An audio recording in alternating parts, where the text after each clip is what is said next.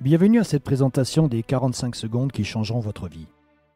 Si vous avez déjà réfléchi à ce à quoi pourrait ressembler votre vie, vous avez sans doute déjà cherché des moyens qui vous permettraient de la prendre en main. D'ores et déjà, je vous remercie d'avoir un premier regard sur cette proposition d'affaires. Voyons comment prendre votre vie en main avec le marketing de réseau. Avez-vous déjà songé à ce que cela représenterait pour vous de prendre votre vie en main ? Voilà ce que signifie pour moi le fait de prendre sa vie en main. Si vous éliminez le temps alloué au sommeil, à vos déplacements, à vos heures de travail et aux tâches quotidiennes que vous devez accomplir, il ne vous reste alors qu'1 ou 2 heures par jour pour pratiquer vos activités favorites. La question est de savoir si vous avez suffisamment d'argent pour vous y consacrer. Nous avons découvert le moyen de prendre sa vie en main en établissant une entreprise à domicile. Ce système est si simple que chacun peut le mettre en pratique. Aucune technique de vente n'est requise et ce système a de plus l'avantage de ne demander qu'un peu de votre temps. Ce qui nous amène à nous poser cette question. Qu'est-ce que le marketing de réseau ? Parmi les différentes méthodes de distribution de produits et de services, le marketing de réseau est la moins comprise.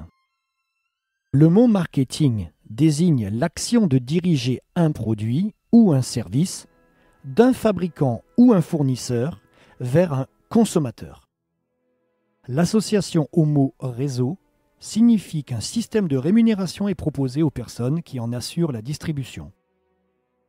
Mais en quoi le marketing de réseau est-il différent des autres méthodes de distribution ?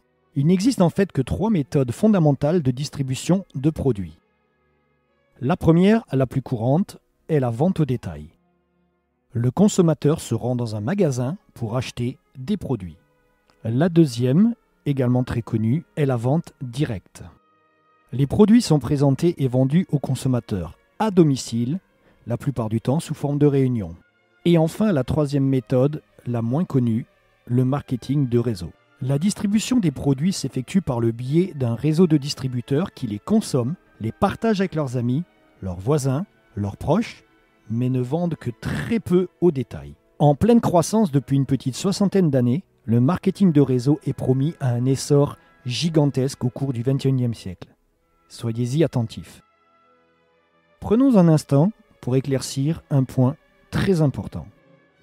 En effet, le marketing de réseau n'a rien d'un système pyramidal. Une pyramide est une structure organisée du haut vers le bas. Seuls ceux qui y sont rentrés au tout début ont une chance de monter au sommet. Dans la structure du triangle inversé du marketing de réseau, tout le monde commence en bas et a l'occasion de créer un vaste réseau, plus vaste encore que celui du parrain. Il est important de préciser qu'une structure pyramidale n'assure pas la distribution de produits, mais suppose uniquement des flux financiers, ce qui est illégal. Ce que vous allez découvrir maintenant va vous permettre enfin de comprendre le concept du marketing de réseau. Au travers de la synthèse qui va suivre, je vais vous présenter les 4 premiers séminaires d'un livre que vous lirez ensuite si vous sentez qu'il est grand temps de prendre votre vie en main. Dans le premier séminaire, nous verrons que 2 × 2 = 4. Le séminaire numéro 2, le syndrome de l'échec chez le vendeur. Le séminaire numéro 3, 4 choses que vous devez faire. Et enfin, le séminaire numéro 4, creuser jusqu'à la roche mère. Abordons le premier séminaire qui s'intitule 2 × 2 = 4. Ce séminaire traite de l'importance du travail en équipe et du soutien aux distributeurs qui démarrent dans votre réseau. C'est au cours de cette illustration que nous commencerons à utiliser le terme parrainage. Et nous verrons qu'on n'a pas besoin de parrainer la terre entière pour réussir. Première hypothèse, nous dirons que vous parrainez 2 distributeurs et que vous les formez pour qu'ils arrivent à en démarrer chacun 2 autres, ce qui fait 4 personnes de plus dans votre réseau. Puis vous enseignez à ces 2 nouveaux distributeurs à faire en sorte que leurs 4 nouveaux distributeurs en parrainent chacun 2, ce qui donne 8 personnes dans votre réseau. En ajoutant encore un palier supplémentaire, vous vous retrouverez avec 16 personnes supplémentaires. Prenons maintenant l'exemple du parrainage de 3 distributeurs. Voyons ce qu'il se produit si chacun parraine un distributeur de plus. Vous parrainez 3 personnes et vous leur enseignez comment en parrainer 3. ce qui vous en fait 9. Puis vous montrez à vos 3 distributeurs comment aider les 9 distributeurs à en trouver 3, ce qui fait 27 personnes. Ajoutez un palier de plus et vous avez 81 personnes supplémentaires dans votre réseau. La différence entre 16 et 81 est de 65, ce qui fait une nette différence. Alors qu'en réalité, la différence n'est que de 1. Prenons maintenant l'exemple d'un démarrage de 4 distributeurs. Vous enseignez à vos 4 filleuls comment parrainer 4 nouvelles personnes, ce qui fait 16 personnes de plus dans votre réseau. Puis, vous enseignez à vos 4 distributeurs comment faire pour que les 16 personnes en parrainent 4, ce qui donne 64 nouvelles personnes dans votre réseau. Encore un palier et votre réseau comptera 256 distributeurs en plus. Regardez maintenant la différence entre 16 et 256. Cette différence est de 240 et pourtant, vous n'avez parrainé et enseigné à parrainer que 2 personnes de plus. Terminons notre présentation par le parrainage de 5 distributeurs. 5 x 5 égale 25, x 5 égale 125, x 5 égale 625. La différence est maintenant monumentale. Cependant, la véritable différence n'est que de 3, puisque chaque distributeur n'a parrainé que 3 personnes de plus.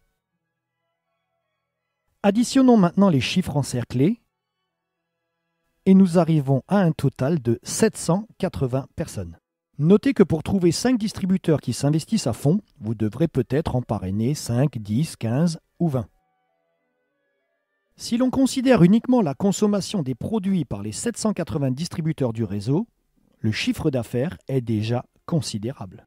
Imaginons maintenant que chacun des 780 distributeurs trouve 10 clients potentiels parmi ses amis, sa famille et ses proches. Nous obtenons un total de 7800 clients. Ajoutez à cela les 780 distributeurs du réseau, cela nous donne 8580 personnes. Ne pensez-vous pas qu'avec 8580 clients, votre entreprise ne pourra faire autrement que d'être très prospère? Mais attention, vous verrez au fil de cette synthèse que vous ne devez pas travailler simultanément avec plus de 5 distributeurs inscrits personnellement. Certes, une entreprise peut déjà être efficace avec 3 ou 4 distributeurs au premier palier, mais aucune ne peut le demeurer avec un effectif supérieur à 5. Le chapitre suivant traite du syndrome de l'échec chez le vendeur. Vous comprendrez pourquoi vous devriez plutôt parrainer 10 pédagogues plutôt que 10 vendeurs. Souvenez-vous, l'erreur la plus commune est de faire la confusion entre la vente directe et le marketing de réseau. C'est encore plus vrai pour les vendeurs, ce qui ne veut pas dire qu'ils ne réussiront jamais dans le marketing de réseau. Il leur faudra en revanche posséder une bonne compréhension de ces 4 séminaires qui s'avèrent primordiaux pour bien démarrer. On pense souvent, et les distributeurs en particulier, qu'il suffit de parrainer un nouveau distributeur pour dupliquer notre effort. Dans cet exemple, vous avez parrainé Thomas. Or, si vous quittez le réseau, Thomas le quittera aussi et le réseau sera interrompu. C'est pourquoi vous devez expliquer à vos distributeurs que la duplication ne se fait qu'à partir du 3e palier. Si au contraire vous avez appris à Thomas comment parrainer Carole, vous commencez alors vraiment à vous dupliquer vous-même. Mais si Thomas ne sait pas comment former Carole, le réseau sera interrompu à nouveau. C'est pourquoi vous devez enseigner à Thomas comment former Carole pour qu'elle puisse à son tour parrainer Béa. C'est après avoir constitué 3 paliers que la duplication intervient. Le réseau continuera à exister même si vous ne vous en occupez plus. Savoir enseigner, savoir former sont des gages de réussite dans le marketing de réseau. Alors qu'il n'est pas nécessaire de savoir vendre. En résumé, vous enseignez à Thomas comment former Carole à parrainer Béa. Ce message est important car il constitue la clé du succès dans une entreprise de marketing de réseau. Voici comment procède le vendeur typique. Il assiste à une démonstration de produits, recueille les témoignages de ceux qui les utilisent et s'informe des résultats obtenus. Fort de ces données, il va se lancer à corps perdu dans la vente. Première erreur. Lorsque vous lui expliquez que pour réussir, il doit parrainer des distributeurs, il met alors toute son énergie dans le parrainage. Deuxième erreur. Ce parrainage à la chaîne va générer autant d'abandons que de nouvelles candidatures. Pourquoi ? Parce que l'on ne peut pas travailler efficacement à plus de 5 en même temps. Imaginons que notre vendeur, en bon professionnel qu'il est, a parrainé 130 distributeurs qui en ont parrainé chacun 5, ce qui fait 650. Ajoutez ce chiffre aux 130 distributeurs du départ, nous obtenons un total de 780 distributeurs dans le réseau. Cela vous rappelle-t-il quelque chose ? À votre avis, quelle est la méthode la plus rapide ? Parrainer 5 distributeurs sérieux et leur enseigner à en former d'autres ? Ou alors, en voulant parrainer beaucoup de gens rapidement, le pourcentage des distributeurs qui restent est faible. Alors qu'avec la méthode présentée dans le premier séminaire, sur un total de 780 distributeurs, le taux de conservation des effectifs est élevé. Notez donc bien que lorsque vous parrainez quelqu'un, il est plus important pour vous de l'aider à parrainer quelqu'un d'autre que de chercher vous-même à en parrainer un autre. Le troisième séminaire va vous expliquer les 4 principes que vous devez absolument suivre pour réussir dans le marketing de réseau. Ils sont fondamentaux. Quiconque gagne de gros revenus dans le marketing de réseau suit ces 4 principes. Afin de les mémoriser, nous allons imaginer une petite histoire.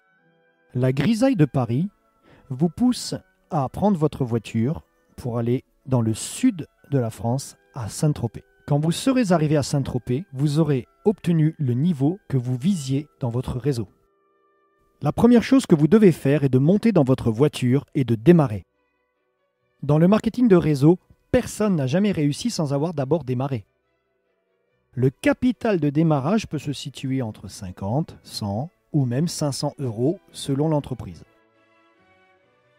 Puisque vous partez en voyage, vous allez devoir acheter de l'essence, de l'huile, des produits qu'il vous faudra remplacer à plusieurs reprises. Dans le marketing de réseau, vous utiliserez encore et encore les produits de l'entreprise que vous représentez. D'ailleurs, la plupart des entreprises de marketing de réseau vendent des produits de consommation courante. Le troisième principe. La troisième chose que vous devez absolument faire est de passer en 4e vitesse.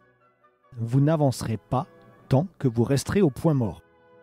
Dans le marketing de réseau, pour passer à la vitesse supérieure, il faut parrainer quelqu'un. Lorsque vous parrainez, vous passez en première. Votre nouveau distributeur parraine à son tour, vous passez en seconde. Ainsi de suite, jusqu'à passer la 4e vitesse. Au cours du voyage et à votre arrivée, vous partagerez les produits que vous distribuez. En général, c'est à ce moment qu'intervient la vente au détail. Si vous avez compris qu'il vaut mieux oublier l'étape numéro 4, la vente au détail, que zapper la numéro 3, passer en 4e vitesse, vous aurez acquis les réflexes du parfait distributeur de marketing de réseau. Notez toute l'importance du parrainage. Vous devez, dès le début, faire entrer à jamais le chiffre 5 dans votre esprit et dans l'esprit de votre futur distributeur.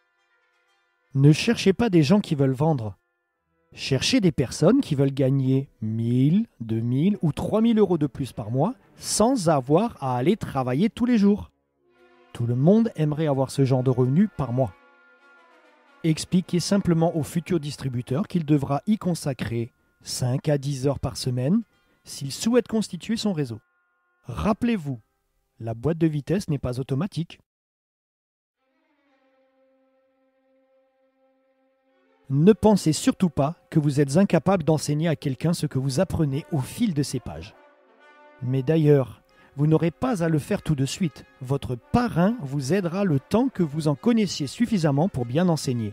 Son rôle est de vous soutenir et de vous former. Si ce travail donnait lieu à un examen, et si vous deviez répéter vos leçons 5, 6 ou même 10 fois pour espérer gagner 12 000 € au bout d'un an, hésiteriez-vous à investir 5 ou 10 heures par semaine pour arriver à ce résultat ? Premièrement, vous montez et démarrez. Deuxième étape, vous utilisez les produits. Étape numéro 3, vous passez à la vitesse supérieure. Dernière étape, partagez avec vos amis. Le 4e séminaire va vous expliquer pourquoi il est important de travailler en profondeur. Il est fréquent que des distributeurs qui viennent d'entrer dans un réseau regardent courir ceux qui sont dans le peloton de tête et pensent qu'ils ne les rattraperont jamais. Détrompez-vous. Comme il n'y a pas de ligne d'arrivée dans une course de marketing de réseau, tout le monde peut gagner. Prenez l'exemple d'un gratte-ciel en chantier. On dirait qu'il faut une éternité avant de voir le bâtiment prendre forme. Mais une fois que les fondations sont en place, on a l'impression qu'il grimpe d'un étage par semaine, tellement la construction progresse vite. Imaginez-vous que ce gratte-ciel représente votre réseau tel qu'il sera un jour. Au début, vous allez creuser les fondations à la pelle. Ça prend du temps. Mais au fur et à mesure que vous allez aider vos distributeurs à parrainer, vous aurez besoin d'un bulldozer. Avant d'arriver au 3e palier, vu que vous atteignez la roche mère, la tâche devient vraiment difficile. Et il vous faut une pelle mécanique. Mais à l'instant où vous atteignez le 3e palier, vous pouvez enfin commencer à construire en hauteur. Quand vous serez parvenu au 4e palier, votre réseau commencera à avoir de l'ampleur. À partir de cet instant, votre édifice va s'élever rapidement. Donc, si après plusieurs mois rien ne se produit, ne vous découragez pas, c'est que les fondations sont encore en construction. Par pitié, ne faites pas comme le chercheur d'or qui creuse pendant des mois sans rien trouver et qui abandonne alors qu'il se trouve à quelques centimètres d'un filon important. En conclusion, le secret du succès dans le marketing de réseau consiste à enseigner la réussite aux autres. Un bon distributeur ne doit pas se préoccuper de son propre revenu, mais plutôt se concentrer sur la formation des distributeurs et sur le travail d'équipe. Mais cela prend du temps, car avant de pouvoir former les autres, vous devez vous-même avoir appris ce qu'il faut faire. Vous devez donc prendre l'engagement de retourner à l'école 5 à 10 heures par semaine pour vous familiariser avec l'entreprise. Ce que vous devez faire pour réussir dans le marketing de réseau se résume en 2 phrases. Faites-vous des amis si vous n'en avez pas encore.